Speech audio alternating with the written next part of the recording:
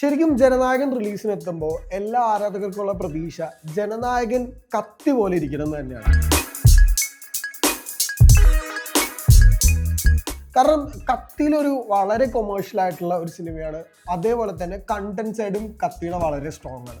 നമുക്കറിയാം, small time തീഫായിട്ടുള്ള ഒരു നായകൻ ഒരു പ്രത്യേക സാഹചര്യത്തിൽ ജയിലിൽ ആടേണ്ടി വരുന്നു, തമിഴ്നാട്ടിലേക്ക് വരുന്നു. തമിഴ്നാട്ടിൽ ജീവാനന്ദ് എന്ന പേരുള്ള സെയിം രൂപസാദൃശ്യമുള്ള ഒരാളെ മീറ്റ് ചെയ്യുന്നു.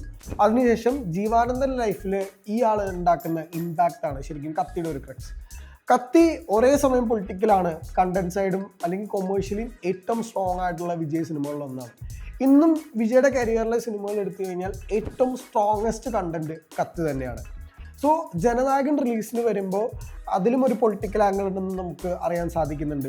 എല്ലാവർക്കും ജനനായകൻ കത്തിയായിട്ട് വളരെയധികം സിമിലാരിറ്റീസ് ഉണ്ടാവണം. അതിനാൽ മാത്രമേ ഒരു കംപ്ലീറ്റ് റിട്ടയർമെൻറ്റ് അല്ലെങ്കിൽ കംപ്ലീറ്റ് ലാസ്റ്റ് ബ്ലാസ്റ്റ് വിജയ്ക്ക് ലഭിക്കുകയുള്ളൂ. മാത്രമല്ല, കത്തിയുടെ ഒരു പരിപാടി എടുക്കുകയാണെങ്കിൽ അതിനകത്ത് ഒരുപാട് വിജയ് മൂവ്മെൻറ്റ്സ് ഉണ്ട്. അതേപോലെ തന്നെ ഒരു ആക്ടർക്ക് പെർഫോം ചെയ്യുന്ന ഒരുപാട് സ്പേസ് ഉണ്ട്. അതേപോലെ തന്നെ വലിയ കൊമേഴ്ഷ്യൽ സാധ്യതകളുണ്ട്. അനിരുദ്ധ് ആദ്യമായിട്ട് വിജയമായിട്ട് കൊളാബറേറ്റ് ചെയ്യുന്ന സിനിമയാണ് കത്തി. സോ ഡെഫിനറ്റ്ലി കത്തിക്ക് അങ്ങനത്തെ ഒരു ലോയൽ ഫാൻ ബേസ് ഇന്നുമുണ്ട്. ഇതിലെ BGM, ഒറിജിനൽ ഓഡിയോ ട്രാക്സ് ഒക്കെ ഭയങ്കര അധികം വൈറലാണ്.